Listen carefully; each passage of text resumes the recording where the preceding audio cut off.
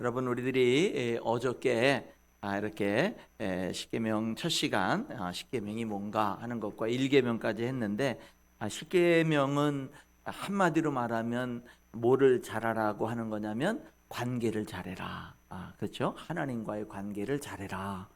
그리고 사람들과의 관계를 잘해라. 그래서 십계명은 관계를 잘해라라는 것이고, 그러면 어떻게 해야 관계를 잘하는 거예요? 라고 할때 사랑으로 살아라. 사랑으로. 여러분 성경 말씀에 그랬잖아요. 하나님은 사랑이심이라. 그렇잖아요. 그러니까 뭐가 관계를 잘하는 거야? 하나님과의 관계를 어떻게 잘하는 거예요? 네 마음과 목숨과 뜻과 힘을 다해서 하나님을 사랑하는 거. 그 하나님과의 관계를 잘하는 거고, 이웃들과의 관계, 남편과의 관계를 잘하는 게 뭐예요? 아내와의 관계를 잘하는 게 뭐예요? 가족과의 관계를 잘하는 게 뭐예요? 교회 성도들과의 관계를 잘하는 게 뭐예요? 직장의 동료들과 친구들과의 관계를 잘하는 게 뭐예요? 정말 사랑으로 사람들을 관계해라. 사람들을 사랑해라. 사랑으로 살아라. 문제가 있을 때 어떻게 해결할까요? 사랑으로 해결해라. 그래서 우리들이 모든 부분에 있어서 뭘 도전할 때 어떻게 할까요? 사랑으로 도전해라. 그래서 우리들이 하나님은 사랑이심이라 이렇게 말씀하신 것처럼 우리가 예수님을 쭉 믿다 보면 그냥 율법으로, 그냥 하나님의 율법으로 그냥 너는 잘못됐어, 넌 이게 잘못됐어 이러는 게 아니라 하나님의 말씀을 계속 배우고 하나님을 믿다 보면 사람이 하나님을 닮아가다 보면 뭐가 되냐면요, 사랑으로 하는 거예요. 사랑으로. 그래서 십계명은 관계를 잘하는데 특별히 하나님과의 관계를 먼저 잘해야 되고, 그 다음에 사람과의 관계를 잘해야 된다. 그리고 사랑으로 해야 된다라는 그런 말씀이 이 십계명의 핵심이 되는 거고요. 그 다음에 일계명은 정말 너는 나 외에는 다른 신들을 내게 있게 하지 마라. 너는 하나님 외에는 다른 이 세상에 수만 가지 신들이 있지만, 다양한 신들이 있지만 다 필요 없어. 하나님 한 분이면 좋게. 하나님 한 분이면 좋게. 그러니까 하나님 외에는 다른 신들을 두지 말라는 얘기는 하나님 한 분만으로 만족해라. 하나님 한 분만으로 만족해라. 그러니까 우리들의 모든 삶이 이 세상에 내가 남들보다 물질을 좀 덜 가지고 있을 수도 있고, 내가 남들보다 건강하지 못할 수 있고, 내가 이렇게 남들보다 많이 못 배울 수도 있고, 여러 가지가 있지만, 그런데 나는 행복한 거예요. 나는 행복한 거예요. 다른 사람들은 많이 가지고도 행복하지 못할 수 있는데 나는 내게 주어진 것에 대해서 감사함이 있고 행복함이 있는 거예요. 왜냐하면 하나님 한 분만으로 만족할 때 그게 가능한 거예요. 그리고 하나님 한 분만으로 만족하고 자족하는 그런 마음이 있는 사람은 신앙생활도 잘하는 거예요. 어려운 문제들도 헤쳐나갈 수가 있는 거거든요. 자, 오늘은 두 번째인데, 오늘 말씀은 우리 목사님 읽어주셨는데 4절에 이랬어요. 너를 위하여 새긴 우상을 4절입니다. 너를 위하여 새긴 우상을 만들지 말라. 이렇게 얘기를 하죠. 그렇죠? 그러니까 우상을 만들지 말라는 거예요. 우상을 만들지 말고 또 뭐냐면 어떤 형상도 만들지 말라는 거예요. 그러니까 이 두 번째 계명은 뭐냐면, 첫 번째 계명은 하나님 외에는 다른 신들을 섬기지 말라 이렇게 말했다면, 두 번째 계명은 어떤 우상도 만들지 말고 어떤 형상도 만들지 말라는 거예요. 그러면은 첫 번째 계명은 하나님 외에는 다른 신들을, 이 세상에 종교도 많고 신들도 많잖아. 그런데 뭐냐면은 하나님만 섬겨. 하나님 외에는 어떤 우상도 섬기지 마. 그러니까 오직 하나님 한 분만으로 만족하고 하나님만 섬겨라는 것이 1계명이었다고 한다면, 2계명은 뭐냐면은 우상을 만들지 마. 그럼 비슷한 거 아니에요? 1계명이나 2계명이나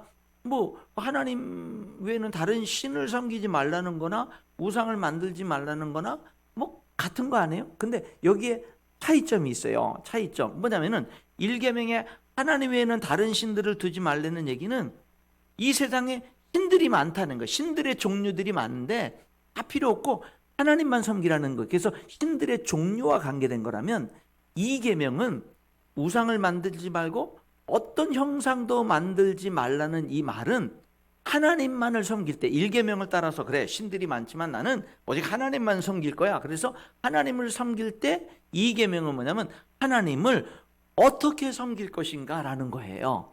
2계명은. 그러니까 1계명은 하나님만 섬겨 이런 얘기를 하면 2계명은 그래 내가 1계명 말씀대로 순종해서 하나님만을 섬기겠는데 그럼 하나님을 어떻게 섬기라는 거지? 그래서 2계명은 하나님을 섬기는 방식에 대한 이야기예요. 그러니까 2계명은 하나님을 제대로 섬겨라 이런 얘기를 하고 있는 거예요.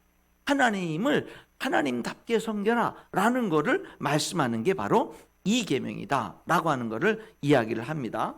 여러분 다시 한번 2계명을 보면은요, 첫 번째는 뭐냐면 우상 만들지 말라. 이거 우리들이 이해가 되는 거예요. 우상을 만들지 말라. 우상을 만들지 말라는 얘기는 예를 들어 가지고 여러분들도 이렇게 뭐 동남아시아나 이렇게 다른 나라들 여행하다 보면 이 불교 국가들 이렇게 여행하다 보면 뭐 그런 거 있어요. 뭐냐면 뭐 그 부처님 상이라든지 이런 것들을 엄청 크게 만들어요. 뭐 서 있는 상 아니면은 누워 있는 상 이런 것들을 말할 수 없이 그러니까 사람들이 그 앞에 가면 주눅들 정도로 뭐 돌로 만들다든지 뭘로 엄청 크게 만들어요. 그래서 거기에 사람들이 이렇게 그 내 자신이 초라하게 느낄 정도, 작게 느낄 정도로 이렇게 그 우상들을 엄청 크게 만듭니다. 엄청 크게 만들거든요. 그런데 그렇게 우상들을 엄청 크게 만들어 놓고 그렇게 하는데 뭐 그런 것들 우상을 만들지 마. 그런 것들은 우리들이 이해가 돼요. 그거는 뭐 하나님만을 섬겨야 되는데 우상을 만들어 놓고 그런 우상들에게 절하는 문제니까 우상을 만들지 말라는 얘기는 이해가 되는데 근데 그 다음에는 어떤 형상도 만들지 말라. 어떤 형상도. 여러분 이 말씀 속에는 우리들이 그러면은 이런 거죠. 우상을 뭐 돌로 만들든지 나무로 만들든지 금으로 만들든지 뭐 이런 걸로 우상을 만들지 말라는 건 이해가 되는데 어떤 형상도 만들지 말라는 말씀 속에는 뭐가 들어가 있는 거냐면 하나님도 형상으로 만들지 말라는 거예요. 하나님도. 여러분 이스라엘 백성들이 가나안 땅을 향해 가다가 금송아지를 만들었잖아요. 그래가지고 많은 사람들이 죽고 그랬잖아요. 하나님이 진노했잖아요. 여러분 이스라엘 백성들은 금송아지를 뭐 바알신이라고 만든 게 아니에요. 금송아지는 이 금송아지가 우리를 애굽에서 구원하고 우리를 지금까지 인도한 그 하나님이야 라고 만들었어요. 금송아지를. 그러니까 금송아지를 만들 때 여지까지 자기들이 섬겨왔던 그 하나님이 아닌 다른 신을 섬기겠다고 금송아지를 만든 게 아니라 뭐냐면은요, 여지까지 우리를 애굽에서 인도해낸 우리가 여지까지 보지 못했던 그 하나님이 바로 우리가 볼 수 있게 만들어 놓은 게 금송아지였던 거예요. 지금까지 우리를 애굽에서 해방하고 인도하신 하나님, 그 하나님을 좀 도대체 영이시기 때문에 안 보이는 그분을 좀 봐야 되겠다 이거예요. 봐야 되겠다. 좀 내가 봐야 좀 믿음이 가고 든든해지고 뭐가 의지가 되고 그러니까 봐야 되겠다라는 거거든요. 그래서 그 하나님이 귀하니까 금을 모아가지고 금으로 만든 거예요. 근데 그 하나님이 뭐였어요? 진노하셨다고요. 그러니까 하나님은 뭐냐면 다른 신들을 우상으로 만들든지 그것도 하나님이 싫어하시고 심지어는 하나님을 뭐 나무로 만들든지 금으로 만들든지 돌로 만들든지 어떤 뭐 보석으로 만들든지 하나님을 형상화시키는 것도 싫어하는 거예요. 오늘 이 계명의 그 핵심이 여기 있는 거예요. 뭐냐면 하나님은 우상을 만드는 것도 싫어하지만 하나님을 형상화시키는 것도 싫어한다라는 거예요. 그러면은 이런 것들이 있는 거죠. 뭐냐면 그럼 목사님 창작 활동하는 거. 그러니까 예를 들어서 이렇게 뭐 예술 전문가가 뭐 이렇게 하나님을 뭐 이렇게 뭐 빗대서라든지 아니면 뭐 그런 것들을 해서 뭐 조각으로 뭐 이렇게 하나님을 만든다든지 아니면 예수님의 얼굴을 그림으로 그린다든지 뭐 이런 것도 우상 숭배인가요? 라고 하는데 창작 활동이에요. 예술 활동은 예술 활동이에요. 예술 활동을 그거를 우상이라고 하면 안 돼요. 그런데 어떤 사람이 예수님을 이렇게 그림으로 그렸어요. 그냥 창작 활동으로 그렸어요. 그 아무 문제 없어요. 그런데 그거를 가지고 뭐냐면은 내가 우상을 섬기듯이 그렇게 그를 예배 대상으로 섬기는데 타용하면 그럼 그때부터 뭐가 되는 거예요? 그것이 문제가 될 수가 있는 거예요. 그러니까 어떤 사람이 창작 활동으로 예수님의 형상을 만들었다든지 어떤 나무 조각으로 만들었다든지 돌로 만들었다든지 창작 활동을 했는데 그것이 뭐냐? 예배의 대상으로 그것이 이렇게 사람들이 섬긴다든지 그렇게 한다 그러면 그런 것들은 뭐가 되면 하나님이 싫어한 것이 될 수 있는 거예요. 그러니까 중요한 건 뭐냐면 예술 활동과 창작 활동하고는 물론 그냥 그런 어떤 그 전문 분야에서 그렇게 할 수는 있지만 그것이 결코 예배의 대상이나 의지의 대상이 돼서는 안 된다라는 거예요. 절대 안 되는 거예요. 그림도 안 되고 어떤 그 형상화 시킨 것도 안 되고. 왜냐면 하나님은 하나님조차도 형상화 시키지 말라는 거예요. 하나님. 그래서 여기 뭐냐면은요, 4절의 말씀은 우상 만들지 마, 그리고 어떤 형상도 만들지 마, 그리고 우상을 만들어 놓고 아니면 하나님을 형상화 시켜 놓고 그것들에게 절하지 마. 여러분, 우상을 만들어 놓고 그 앞에 가서 몇 번씩 절하잖아요. 100번을 절하기도 하고 절하잖아요. 하나님이 싫어하는 겁니다. 하나님이 싫어해요. 5절에 보니까. 그리고 그것들을 섬기지 마. 그러니까 우상을 뭐 나무로든 돌로든 뭐 어떤 금으로든 어떤 것으로든 우상을 만들어 놓고 그 우상 앞에 절하지 마라. 그리고 그것들을 섬기지 마라. 그 우상 앞에 절하지 말고 섬기지 마라.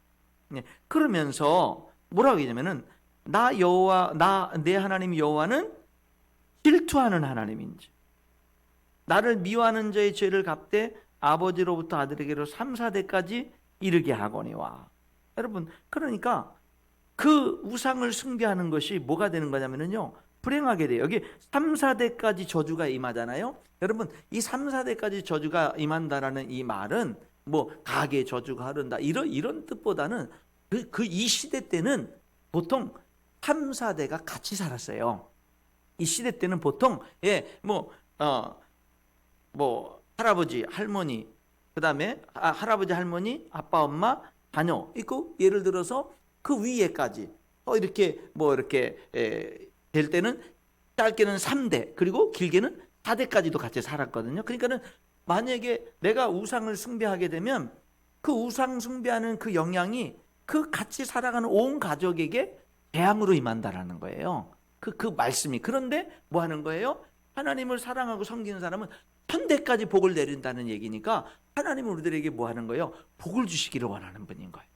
그렇죠? 복을 주시기를 원하는 하나님인 겁니다. 그래서 여기는 그러면은 왜 1절은 그냥 뭐 하나님 외에는 다른 신을 섬기지 말라는데 왜 2절에서는요 그냥 우상을 만들지 말고 형상화시키지 말라고 하는 가운데에 나 하나님은 질투하는 하나님이다, 저주를 받고 복을 받는다, 이런 말을 왜 해요? 이 2계명이 뭐기 때문에 하나님을 어떻게 섬기는가라는 섬기는 방식에 대한 거예요.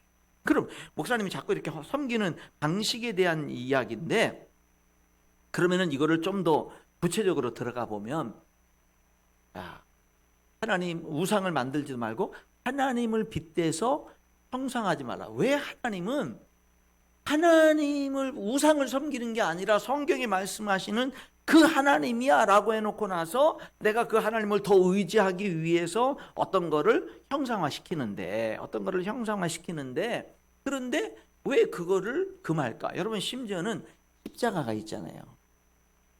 십자가는 우리가 예수님이 나를 위해서 십자가에 죽으시고 나를 사랑하시고 내 죄를 용서하신 것을 십자가를 바라볼 때 우리들이 뭐 하는 거예요?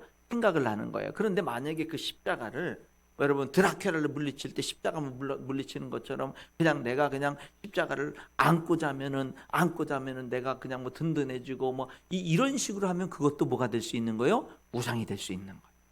무슨 말인지 이해가 되죠? 그러니까 십자가는 교회 중앙에 십자가가 있죠. 왜냐하면 예수 그리스도가 교회 주인이 되잖아요. 그러니까 그 십자가를 딱 바라볼 때 하나님이 나를 그렇게 사랑하시지. 그 십자가를 바라볼 때 주님이 나 같은 사람도 용서했지, 내가 왜 이 사람들을 용서해 주지 못하나. 그 십자가를 바라보면서 주님을 생각을 하면은 그것이 유익이 되지만, 뭐 십자가가 그러니까 나는 뭐 주님과 동행하든 말씀에 순종하든 순종하지 않든 그냥 십자가가 나를 지켜줄 거로 생각하고 이러면 이런 것들이 우상이 될 수 있다라는 거. 이게 중요한 건 뭐냐면 하나님은 하나님을 빗대서 형상화시키지 말라고. 그럼 왜 하나님을 기억하고 싶고 하나님을 잊어버리지 않기 위해서 형상화시키고 싶은데 왜 하나님은 그렇게 하나님을 형상화시키지 말라고 했느냐? 첫 번째 이유는 뭐냐면 하나님은 영이시기 때문에. 영이시라고.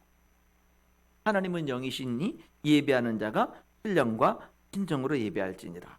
여러분, 신명기 4장 15절로 19절에도 보면 하나님이 이스라엘 백성들에게 강림해서 말씀했습니다. 말씀할 때 성경은 이렇게 얘기해요.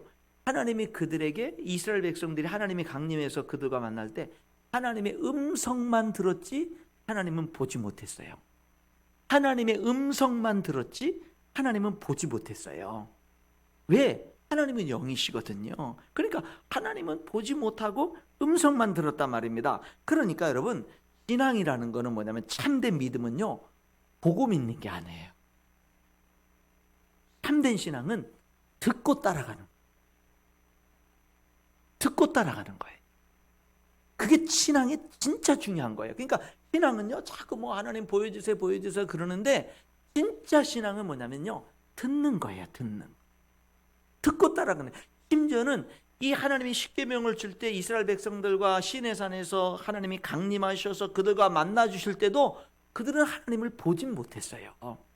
보진 못했고 어떻게 했느냐면요, 하나님의 음성만 들었습니다. 여러분, 이 말씀에 대해서는 제가 한번 그냥 잠깐 한번 읽고 넘어갈 테니까 여러분들이 잠깐 한번 귀를 기울이시고 잠깐 한번 제 성경에 있는 말씀을 그대로 한번 읽어볼 테니까 여러분들이 한번 잘 귀를 기울여서 들어보시기 바랍니다. 신명기 4장 15절인데요. 여호와께서 호렙산 불길 중에서 너희에게 말씀하시던 날에 너희가 어떤 형상도 보지 못하였은즉 너희는 깊이 삼가라. 그리하여 스스로 부패하여 자기를 위해 어떤 형상이든지 우상을 새겨 만들지 말라. 남자의 형상이든지 여자의 형상이든지 땅 위에 있는 어떤 짐승의 형상이든지 하늘을 나는 날개 가진 어떤 새의 형상이든지 땅에 기는 어떤 곤충의 형상이든지 땅 아래 물속에 있는 어떤 어족의 형상이든지 만들지 말라. 또 그리하여 내가 하늘을 향하여 눈을 들어 해와 달과 별들 하늘 위의 모든 천체 곧 너희 하나님 여호와께서 천하 만민을 배정하신 것을 보고 미혹하여 그것에 경배하며 섬기지 말라. 여기 보니까 하나님이 너에게 나타나서 말씀하시던 날에 어떤 형상도 보지 못했잖아. 그래서 여러분, 신앙은 자꾸 우리들은 그러잖아요. 어떤 사람들도 보면은 하나님 보여주세요. 그럼 내가 믿겠다고. 근데 신앙은 보고 믿는 게 아니라 뭐라고요? 듣고 따라가는. 듣고 믿고 듣고 따라가는. 그래서 신앙생활에서 정말 중요한 거는 여기 이 이계명이 뭐라고 그랬어요? 이계명은 하나님을 어떻게 섬길 것인가라는 거에 대한 얘기라고 그랬잖아요. 그러니까는 여러분, 하나님을 어떻게 섬길 것인가라는 것에서 중요한 건 뭐냐면 하나님의 음성을 듣는 게 중요해요. 그러니까 신앙생활에서 성경을 읽는 게 중요하고 예배드리면서 목사님의 설교 말씀에 귀를 기울여 듣는 거, 하나님 오늘도 세우신 주의 종을 통해서 내가 하나님이 나에게 하시는 말씀, 우리 교회 공동체에게 하시는 말씀, 우리 가정에게 하시는 말씀을 듣기를 원합니다. 하나님 말씀해 주세요. 항상 우리들은 하나님의 음성을 제대로 들어야 되는 거예요. 그게 신앙생활을 잘하는 거예요. 그러니까 신앙생활 잘하는 거는 뭐라고요? 잘 듣는 거예요. 하나님의 말씀을 잘 듣는 거예요. 자꾸 뭘 보여달라고 하는 게 아니라 하나님의 말씀을 잘 듣는 거. 여러분, 어저께도 말씀을 드렸잖아요. 사도 바울이 그 죄수로 로마로 끌려가다가 그 지중해 한복판에서 태풍을 만났을 때 그가 어떻게 그 모든 사람들을 위로하고 영적으로 그들을 다 이끌어갈 수 있었죠? 하나님의 음성을 듣는 순간.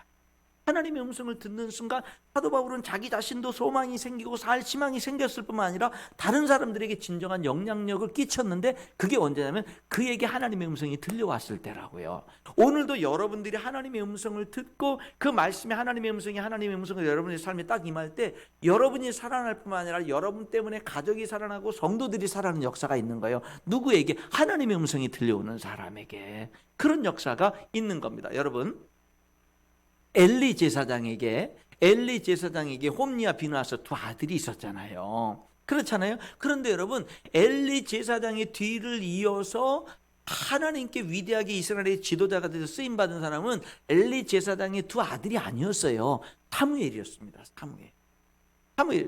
사무엘은 한나가요, 아기를 못 낳아가지고 하나님 앞에 서원해가지고 하나님 나에게도 아들을 주시면 하나님께 드릴게요 이랬던 사람이 사무엘이란 말이에요. 그래서 그냥 엘리 제사장 집에 맡겨져가지고 그 엘리 제사장 집안에서 차별 대우며 받으면서 살았지 않았겠어요? 그렇잖아요. 엘리의 두 아들은 다 제사장들인데 이 사무엘은요, 엄마 아빠 떨어져가지고 그래서 그 집안에서 그 엘리 제사장이 심부름 다 하면서, 그러니까 하나님이 사무엘을 부를 때 사무엘이 누구에게 달려가요? 엘리 제사장에게 달려가죠. 자다 말고 일어나서 3번이나 달려가지 않습니까? 그렇잖아요. 자는데 사무엘아 그러니까는 엘리 제사장에게 자다 말고 일어나 달려가가지고 제사장님 불러서 왔습니다. 나 너 부른 적 없어. 가서 자. 자는데 또 하나님이 사무엘아 사무엘아 부르니까 또 사무엘이 누구에게 달려가요? 엘리 제사장에게 또 달려가는 거예요. 불러서 왔습니다. 나 너 부르지 않았어? 가서 자. 또 가서 자는데 세 번째 또 부르잖아요. 또 하나님이. 그러니까 또 엘리 제사장에게 달려가잖아요. 사무엘이 그렇게 살았거든요. 근데 여러분, 엘리 제사장의 뒤를 이어서 이스라엘의 민족의 지도자가 돼서 이끈 사람은 사무엘입니다. 왠줄 아세요? 사무엘이 하나님의 음성을 들었거든요. 예, 세 번이나 하나님이 불렀잖아요. 세 번이나 엘리 제사장이 달려갔잖아요. 사무엘은 하나님이 자기를 부르는 게 뭔지 몰라요. 그러니까 엘리 제사장은 자기를 불렀으니까 알잖아요. 그러니까 세 번째 자기에게로 달려오니까 엘리 제사장이 그때서 깨달은 거죠. 아, 하나님이 이 아이를 부르는구나. 그 깨달은 거예요. 그래서 가르쳐주죠. 사무엘아, 가서 누워서 자는데 누군가 너 이름을 다시 부르면 나한테 달려오지 말고 그 자리에서 주여 말씀하옵소서 주의 종이 듣겠나이다. 그렇게 말해요. 그러니까 이제 사무엘이 가서 자는데 다시 하나님이 사무엘을 부릅니다. 그러니까는 그때 사무엘이 이 네 번째 하나님이 부르실 때는 엘리 제사장에게 달려가질 않고 세 번은 달려갔는데 이 네 번째는 뭐냐면요, 그 자리에서 주여 말씀하옵소서 주의 종이 듣겠습니다 그랬어요. 그랬더니 하나님이 계속 말씀했거든요. 여러분 보세요. 하나님은 사무엘을 네 번이나 불렀어요. 그런데 그가 세 번까지는 그가 들을 준비가 안 돼 있었어요. 그러니까 하나님이 더 이상 말씀하지 않았어요. 들을 준비가 안 되니까 세 번이나 불렀지만 말씀하지 않았다고요. 그랬는데 네 번째는 그가 사무엘아 사무엘아 하나님이 부르니까 주여 말씀하옵소서 주의 종이 듣겠습니다라고 들을 준비가 돼서 반응을 하니까 그 다음에 계속 말씀하셨다고요. 오늘 우리가요, 들을 준비가 돼야 되는 거예요. 하나님의 말씀을 들을 마음의 준비, 마음이 열려져 가지고 하나님 나는 갈급해요. 하나님의 음성을 나는 듣기를 원해요라고 우리들이 들을 준비가 있을 때, 여러분 그럴 때 뭐예요? 하나님이 말씀하시는 줄 믿습니다. 여러분 오늘 이 계명, 우상을 만들지 말고 어떤 형상도 만들지 말라, 이 계명은 뭐에 대한 거라고요?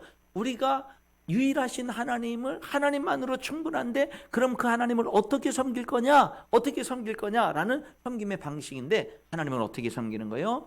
보고 믿는 게 아니라 말씀을 잘 듣고 따라간다.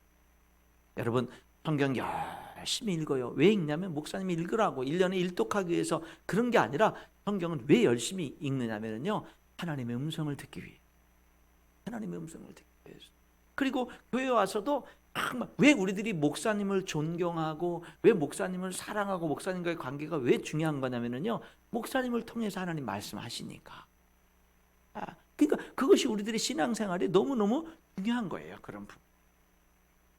여러분 왜 하나님을 형상화시키지 말아요? 하나님은 영이시니까. 하나님은 영이시니까. 그 다음에 또 한 가지, 왜 하나님을 형상화시키지 마냐면, 하나님을 다 보세요. 하나님을요 엄청나게 큰 돌로 하나님을 형상화시켰어요. 그러면은요 돌이잖아요. 내가 돌 앞에 가서 하나님을 절하거나 뭐 예배하는 거잖아요. 돌로 하나님을 형상화시키는 순간 하나님은 인격적인 하나님이 아니에요. 말도 못하고 그 자리에만 있는 하나님. 하나님을 돌로 만들든지 아니면 나무로 만들든지 아니면 엄청난 금덩어리로 만들든지 그 뭘로 만들든지 상관없어요. 하나님을 형상화시켜 놓는 순간 하나님은 비인격적인 존재가 되는 거예요. 그리고 하나님은 그 자리에 만들어 놓은 그 자리에 가야만 만날 수 있는 하나님이 되는 거예요. 그러니까 여러분 하나님을 형상화시키는 순간 하나님은요 이 정의가 있으신 분이고, 하나님은 기뻐하시는 분이고, 하나님은 또 슬퍼하시는 분이고, 하나님은 감정이 있으신 분이고 인격을 가지신 분인데, 성령님은 그런 분인데 형상화시켜 놓는 순간 비인격적인 존재로 만들어버리는 거예요. 우리들은 그렇지 않다라고 그렇게 생각하면서 만들지 모르지만, 만들어 놓고 난 다음에 그 앞에 자꾸 가서 절하고 그 앞에 서다 보면은 하나님이 나에게는 뭐예요? 비인격적인 존재가 돼버려요. 예, 돌밖에 안 되는 거예요. 나무밖에 안 되는 거예요. 금덩어리밖에 안. 그러니까 하나님을 빗대서 어떤 형상도 만들지 말라는 얘기는, 하나님을 교제가 없는 대상으로 만들지 말라 이런 말이고요. 하나님을 내가 좌지우지할 수 있는 대상으로 내가 하나님을 하나님이라고 하면서도 만들어놨지만 그 하나님은요 내가 옮겨놔야만 옮겨놓는 자리에만 있는 분이에요. 하나님은 내가 좌지우지하는 분인 거예요. 내가 거기 만들어 놓고 나서 내가 1년이고 10년이고 안 가면 못 만나는 거예요. 근데 내가 만나고 싶을 때만 만나는 거예요. 1년에 한두 번 가서 만나면 그냥 한두 번밖에 못 만나는 거예요. 그러니까 여러분, 이 하나님을 형상화시키지 말라는 얘기는 하나님을 교제가 없는 대상으로 만들지 말아라. 하나님을 내가 함부로 대해도 되는 그런 분으로 만들지 말아라. 하나님을 무시해도 되는 분으로 만들지 말아라. 그런 뜻이 담겨져 있는 거예요. 그러니까 하나님을 섬기는 방법에 대한 계명이 돼요. 여러분, 내가 필요할 때만 찾는 하나님이 돼서는 안 된다. 하나님은요, 어디에 가든지 계신 분이에요. 어디에 가든지 계시고, 그리고 하나님은요, 인격적인 분이에요. 여러분, 하나님은 여러분과 인격적인 교제를 하기를 원해요. 그래서 우리들이요, 성경을 펼치면 하나님이 나에게 하시는 말씀을 듣는 거예요. 여러분, 이 말씀이라는 게, 이 기록된 이 66권의 말씀은 로고스라고 얘기를 해요. 근데 여러분, 기록된 말씀이 있죠. 그럼 성경책 덮어버리면, 목사님 설교 안 들으면, 그럼 이 기록된 말씀을 내가 들을 수가 없잖아요. 그런데 뭐냐면 말씀을 또 레마라고 그래요. 레마는 뭐냐면 내 귀에 내 마음속에 들려오는 말씀. 그렇죠? 여러분, 어떤 때 그렇잖아요. 목사님 설교 말씀이 오늘 어떤 때는 그냥 하나님 뜻이 그구나 평범하게 들리던 말씀이 어느 날에는 지금 나에게 말씀하시는 거예요. 지금 내가 지금 처한 환경에 나에게 지금 나를 콕 집어서 내 문제, 그 문제에 대해서 하나님이 지금 말씀하고 있는 거야. 성경을 읽다 보면 내게 하시는 말씀이야. 이렇게 우리들이 말씀이 들려올 때가 있잖아요. 그게 레마의 말씀이랍니다. 그러니까 하나님의 음성이 내게 들려오는 거. 그리고 뭐예요? 그 하나님께 내가 말씀을 듣고 그 말씀을 붙들고 기도하는 거. 하나님 말씀을 들었으니까 그 말씀에 화답하면서 내가 기도하는 거, 하나님께 예배하는 거, 이런 것들이 다 뭐죠? 하나님과 영적인 교제란 말이에요. 그런 속에서 하나님의 임재를 경험하는 거예요. 하나님이 정말 살아계시구나. 하나님이 나와 함께 하는구나. 그래서 우리들의 삶이 말씀과 기도와 예배를 통해서 뭐 하는 거예요? 하나님의 임재를 경험하는 거예요. 하나님의 임재를 경험하는 거. 이게 중요하고 여러분, 그래서 교회 와서 예배를 드리는데도 하나님의 임재를 경험하지 못하는 게 아니라 예배 속에서 하나님이 지금 이곳에 나와 우리와 함께하고 계시는구나는 임재를 경험하는 거예요. 집에서도 성경을 읽을 때 하나님이 나와 함께 하시고 내 이 아픔의 문제, 아무도 모르는 이 문제와 함께 하시는 하나님의 임재를 경험하는 거예요. 뭐 할 때? 교제를 통해서. 그래서 여러분, 여기에 어떤 형상으로도 하나님을 만들지 말라고 하는 그 말씀에는 하나님과 교제하는 삶을 살아야 된다. 교제가 없는 대상으로 만들다. 돌로, 나무로, 금덩어리를 만들면 진정한 교제를, 인격적인 교제를 할 수 없는 분이 돼버리는 거예요. 그리고 내가 좌지우지 할 수밖에 없는 분이 돼버리는 거고, 내가 찾아가지 않으면 만날 수 없는 분이 돼버리고, 내가 필요할 때만 찾아가는 그런 분이 될 수 있거든요. 그런데 여러분, 하나님을 형상하지 않으면 내가 어디 가도요, 하나님이 그것을 나와 함께 하시는 거예요. 함께 하시는 겁니다. 그래서 두 번째는 뭐라고요? 형상하지 말라는 말씀 속에는 하나님은 하나님과 교제하는 신앙생활을 해야 돼요. 마지막으로 한 가지 더 있습니다. 뭐냐면은요, 왜 하나님을 형상하지 말아야 되느냐? 하나님 첫 번째는 영이시기 때문에, 두 번째 하나님은 인격적인 분이기 때문에, 세 번째는 뭐냐면은요, 하나님은 너무나 크신 분이기 때문에. 너무나 크신 분이. 우주 만물을 창조하신 하나님, 여러분의 사정을 아신 하나님, 먼 다른 나라에 있는 사람의 사정을 아신 하나님, 모든 70억의 이 모든 사람들의 모든 상황을 아시고 다 주관하시고 우주 만물을 다스리신 하나님은요, 너무나 크신 하나님. 그 하나님을요, 어떤 형상으로도 표현할 수 없어요. 하나님은 너무나 크신 분이기 때문에 아무리 엄청나게 큰 우상을 만들어도, 하늘 꼭대기까지 보이지 않는 그렇게 하나님을 형상화시켜서 만들어도, 이 세상에 금이란 금, 다이아몬드란 다이아몬드, 귀한 것을, 보석이란 보석을 다 갖다가 하나님을 만들어놔도 하나님을 표현할 수 없는. 왜냐하면 하나님은 너무나 크신 분이기 때문에 그런 거예요. 여러분, 그러니까 너무나 크신 하나님이기 때문에 어떤 것으로도 표현할 수 없거든요. 그러니까 표현하지 않는. 그리고 하나님은요, 너무나 크신 하나님은 뭐냐면요, 어디에 가도 계신 거예요. 여러분, 그 크신 하나님이 여기 둔포 지역에만 계신 게 아니라 내가 해외여행을 갔더니 거기에도 계신 거예요. 거기에도 계신 거예요. 하나님은 내가 어디에 가도 어디에나 계신 하나님이에요. 그렇기 때문에 그 하나님을요, 어디나 계신 하나님을 내가 우상화 만들어 놓으면, 형상화 만들어 놓으면은 그 만들어 놓은 그 자리에만 있잖아요. 그것이 우리들에게 영향을 미칠 수밖에 없는 거예요. 그러니까 그게 아니에요. 여러분, 이거는 뭐냐면 어디나 계신 하나님을 우리는 섬기는 거예요. 어디나 계신 하나님을 우리가 섬기는 거죠. 여러분, 그랬잖아요. 어제도 말씀을 드릴 때 요셉을 뭐예요? 아버지도 그를 보호하지 못하고 그 먼 나라 애굽으로 포로를 끌려왔지만 하나님은 그곳까지 따라가시는 거예요. 노예 생활하는 그것까지 따라가서 요셉을 형통하게 만드시는 거거든요. 그러니까 여러분, 왜 하나님을 형상화시키지 않습니까? 하나님은 크신 분이기 때문에. 여러분 한번 따라해 보실까요? 크신 하나님. 우리가요 자꾸 크신 하나님을 묵상해야 돼요. 왜냐하면 우리 예수 믿는 사람들이요 크신 하나님인데 자그마한 거 갖고 상처받고 자그마한 거 갖고 시험 들었다 그러고. 여러분 하나예요. 여러분 교회에서 여러분들 어떤 누군가 말이 이렇게 하는 그런 말이 실수로 하는 말이 내 귀에 들려가지고 그래서 내 귀에 들려가지고 내 마음이 상처가 되잖아요. 크신 하나님을 생각하는. 크신 하나님을 생각하는.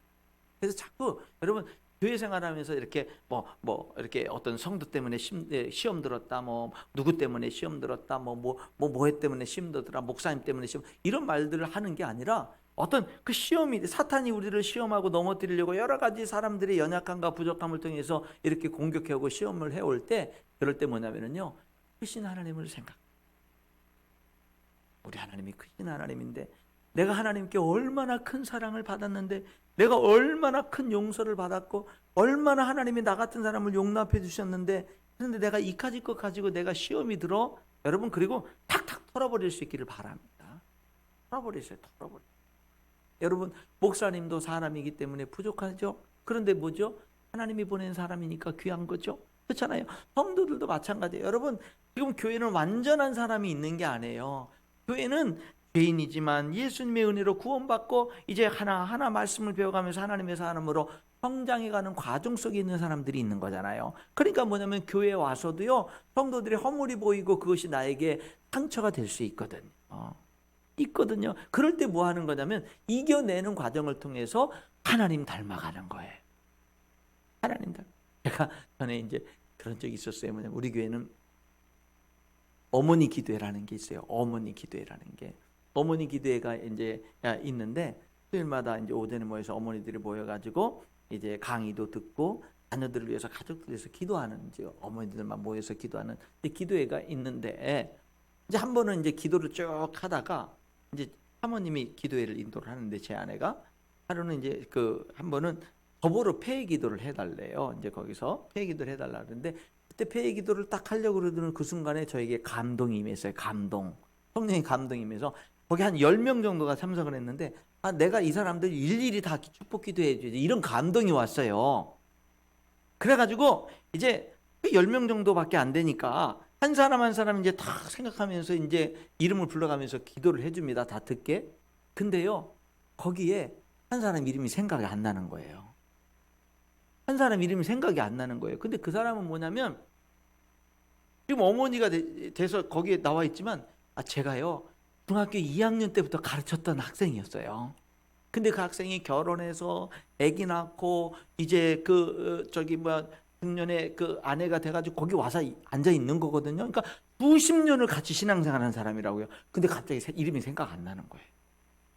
그래가지고 계속 이제 순서대로 기도하면서 쭉 해나가는데 그 사람 순서가 자꾸 다가오는데 아무리 생각해도 이름이 생각이 안 나요. 드디어 그 사람 순서가 딱 왔어요. 그때까지도 생각이 안 나요. 그래서 어떻게 한지 아십니까? 건너뛰었죠. 그 사람 위해서 축복기도 안 하고 생각이 안 나니까 건너뛰었어요. 그래가지고 그 다음 사람을 위해서 기도하면서도 이 사람 이름이 뭐지 생각을 하는 거예요. 그리고 또 그 다음 사람 또 기도 끝나고 그 사람 마지막까지 기도를 하는데 생각이 안 나. 여러분 어떻게 해야 돼요? 어떻게 해야 돼? 근데 그래서 제가 이렇게 기도했습니다. 그분의 아들이 이제 광원인데, 그래서 제가 그랬어요. 하나님, 우리 광원이 엄마를 축복해주고 결국에는 다른 모든 사람들은 그 이름들을 불러가면서 기도하다가, 그러니까 거기 있는 10명이니까 다 알죠. 목사님이 이 사람 빼먹었다는 거 다 알아요. 그래서 계속 기도하다가 막판에 누구 엄마 이러니까요, 사람들이 다 킥킥대고 기도 받다 말고 이제 웃고 그런 적이 있거든요. 그럼 여러분, 이것이 뭐가 될 수도 있어요? 시험이 될 수도 있어요. 시험이 될, 목사님 내 이름 몰랐다고, 그렇게 했다고. 근데 그런 것들도 뭐죠? 일어날 수 있는 거예요. 왜냐면 그 순간에 이름이 기억이 안 날 수도 있는 거잖아요. 근데 그걸 가지고 목사님은 나를 사랑하지 않는다, 뭐 이러면서, 그러니까 여러분, 하나님은요 뭐 크신 분입니다. 하나님은 정말, 하나님을 믿는 우리가 자꾸 하나님을 믿기 때문에 전에는 용서 못하던 것들도 용서하고, 사랑하지 못하던 것들도 사랑하고, 정말로 품지 못하던 사람들도 이제는 품고, 자꾸 하나님을 믿으면서 교회 생활 5년, 10년, 20년 교회 생활 할수록 사람이 뭐가 돼야 돼요? 하나님 안에서 커져가야 되는. 여러분, 자꾸 크신 하나님 묵상하면서 여러분 크신 하나님을 닮아갈 수 있기를 주님의 이름으로 축원합니다. 그리고요, 크신 하나님이라는 말은 뭐냐면, 하나님은 어디나 계신 하나님, 어디나 계신 하나님, 어디를 가든지. 여러분, 그렇기 때문에 우리는요, 직장에서도 하나님의 사람답게 행동해야 되는 줄 믿습니다. 가정에서도 하나님의 사람답게 행동해요. 우리는 어디를 가든지, 내가 혼자 있는 곳에서도, 내가 어렵고 힘든 일을 당한 가운데서도 하나님을 인정하고, 내가 성공하고 잘 나갈 때도 하나님을 인정하고, 하나님은요 어떤 상황, 어느 장소에나 하나님은 계신 분이에요. 그러니까 우리는 그런 하나님을 섬기는 거예요. 그래서 하나님을 형상하지 말라는 거예요. 하나님을 우상하지 말라고 이야기하고 있는 겁니다. 그러니까 여러분, 이 하나님, 어떤 우상도 만들지 말고 하나님을 형상하지 말라는 이 말씀, 이 계명의 말씀은 하나님을 하나님답게 제대로 섬겨라 라고 하는 것을 말씀하고 있는 거예요. 1계명이 뭐였죠? 하나님 한 분만을 섬겨라, 하나님 한 분만으로 충분합니다 라는 거라면, 2계명은 뭐냐면 그 하나님을 어떻게 섬겨야 되는지를 얘기하는 거예요. 하나님을 어떻게 섬겨요? 그 하나님을 영이셔요. 그 하나님을 어떻게 섬겨요? 말씀을, 그분의 음성에 귀를 기울이고 말씀을 듣고 따라가는 거예요. 그 하나님을 어떻게 섬겨요? 그 하나님과 인격적인 교제를 하면서 하나님을 섬기는 거예요. 그 하나님을 어떻게 섬겨요? 하나님은 너무나 크신 분, 어디나 계신 크신 하나님인 거예요. 그 하나님을 우리가 섬기는 게 하나님을 제대로 섬기는 거고, 하나님을 하나님으로 섬기는 거고, 그것이 뭐가 되는 거예요? 천대까지 복을 받는, 그런, 이제 질투하는 하나님으로서 천대까지 복을 받는 그런 모습으로 다가오는 겁니다. 여기 여러분, 하나님이 질투하는 하나님이라는 뜻이 뭔지 아세요? 하나님이 여러분을 질투한대요. 여러분이 우상을 섬기거나 하나님의 형상을 만들면 하나님이 너무너무 싫어한다는 거예요. 너무, 그 말이 무슨 뜻인지 아세요? 하나님이 여러분을 질투한다는 얘기는 하나님이 여러분을 너무나 사랑한다라는 거예요. 너무나 사랑한다는 거예요. 여러분이 하나님을 믿든 말든, 하나님을 상관 안 하고, 여러분들이 뭐 우상을 섬기든 말든, 하나님을 형상화시키든 말든 하나님이 상관하지 않는다, 그 얘기는 뭐 여러분에게 관심 없다는 얘기겠죠. 그러나 여러분, 여러분을 질투한다는 얘기는 하나님이 여러분을 너무나 사랑한다는 얘기예요. 그러면서 그게 질투한다는 말에는 또 한 가지 무슨 뜻이 담겨져 있는지 아세요? 하나님은 여러분들에게 정말 진정한 사랑을 원한다는 얘기예요. 여러분을 너무나 사랑하는 하나님이, 여러분이 정말로 사랑하는 사람이 여러분을 사랑하지 않는다, 여러분, 그거는 얼마나 어렵고 힘든 일이겠어요. 그러니까 하나님은 여러분을 너무나 사랑하기 때문에 여러분에게 그런 사랑을 요구하고 있는 것. 여러분, 하나님은 어디나 계신 하나님입니다. 그런 하나님과 우리가 정말로 모든 형편, 어느 장소, 모든 곳에서 하나님과 동행하는 그런 삶을 살아야 되는 줄 믿습니다. 말씀의 결론을 맺겠는데요. 여러분, 구약 성경의 그 요셉, 여러분들은 여러분의 삶이 형통하기를 바라시죠? 형통하기를 바라시죠? 여러분, 뭐가 형통하죠? 형통한 게 뭐죠? 여러분, 우리들은요, 나는 내 생애가 형통한 생애가 되기를 원해. 우리 가정이, 우리 자녀들이 형통한 삶을 살기를 원해. 정말 형통하기를 원해. 그렇게 우리들은 모두가 다 소원합니다. 저도 제 인생이 형통하기를 원해요. 여러분, 우리 성도들이 형통하기를 원합니다. 그럼 형통한 삶이 뭐죠? 우리들은 흔히 형통한 삶은 모든 그런 삶 속에서 내 뜻대로 되는 거. 그러니까 모든 삶이 그냥 내 뜻대로 되는 것, 그런 것들을 우리들은 형통한 삶이라고 할 수 있고요. 아니면 내 상황에, 내 모든 상황이 좋은 거, 좋게 펼쳐지는 거. 내 뜻대로 되거나 좋게 펼쳐지는 걸 우리들은 형통하다고 그러죠. 근데 여러분, 성경은 형통함을, 그런 것을 형통함이라고 얘기를 하지 않습니다. 그럼 보세요. 요셉이 아버지의 사랑을 받다가 형들이 미움을 사가지고 형들이 죽이려고 하다가 애굽의 은삼십냥으로 노예로 팔아버리죠. 그래서 요셉이 형들이, 그 사랑하는 형들이 죽이려고 하다가 그 애굽의 노예로 팔았으니 얼마나 인생이 충격이 오고, 이제 더 이상 아버지의 그 사랑을 독차지하던 그가 더 이상 사람 대접받지 못하고 노예 시장에서 팔려서 보디발 장군의 집에 노예로 팔려가서 노예 생활을 하잖아요. 근데 성경은 이렇게 말해요. 요셉이 보디발 장군의 집에 팔려가서 그곳에서 보디발 장군의 집안을 섬길 때 하나님이 요셉의 범사를 형통하게 하셨다. 이렇게 얘기해요. 요셉을 형통하게 하셨대요. 그래서 요셉이 하는 모든 일들에 복을 주셔서 그 집안이 잘 되게 하시는 거예요. 여러분, 성경은요, 요셉이 형들에게 죽을 뻔하다가 노예로 팔려갔는데 형통하다는 거예요. 여러분, 우리는 이런 거를 형통하다고 할 수 있어요? 무슨 형들에게 죽임을 당할 뻔하다가 노예로 팔려가서 이제 보디발 장군의 집에서 열심히 노예로서 살아가는데 뭐가 형통해? 그런데 성경은 하나님이 요셉과 함께 하심으로 요셉이 형통한 자가 되어, 이렇게 그 창세기에 말씀하고 있거든요. 자, 그렇게 열심히 잘 하셨는데 보디발 장군의 아내가 유혹을 해서 유혹을 뿌리쳤더니 누명을 씌워가지고요, 나를 겁탈했다 그래가지고 결국에는요, 그 보디발 장군의 집에서 보디발 장군 다음 가는 위치에 있었던 그가 모든 거 다 박탈당하고 다 잃어버리고 억울한 누명 쓰고 감옥에 던져졌다고요. 근데 여러분, 그 감옥에 던져진 요셉을 성경은 또 뭐라고 얘기하는 줄 아세요? 하나님이 요셉과 함께 하심으로 형통한 자가 됐다고 얘기를 합니다. 그렇게 분명하게 성경은요, 기록을 하고 있어요. 여러분, 이 부분에 대해서는 제가 한번 그대로 성경에 있는 말씀을 먼저 한번 읽어드리기를 원합니다. 한번 이제 요셉이 형통하게 된 그 내용들을 여러분들에게 이제 한번 읽어드릴게요. 창세기 39장인데요. 보디발 장군의 집에 끌려갔어요. 이렇게 말합니다. 39장 2절에 여호와께서 요셉과 함께 하심으로 그가 형통한 자가 되어, 3절에 그의 주인이 여호와께서 그와 함께 하심을 보며 또 여호와께서 그의 범사에 형통하게 하심을 보았더라. 여러분, 요셉이 억울한 누명을 쓰고 감옥에 gat혔을 때 이렇게 얘기를 합니다. 요셉이 옥에 갇혔으나 여호와께서 요셉과 함께 하시고 인자를 더하사, 이렇게 얘기하시고요.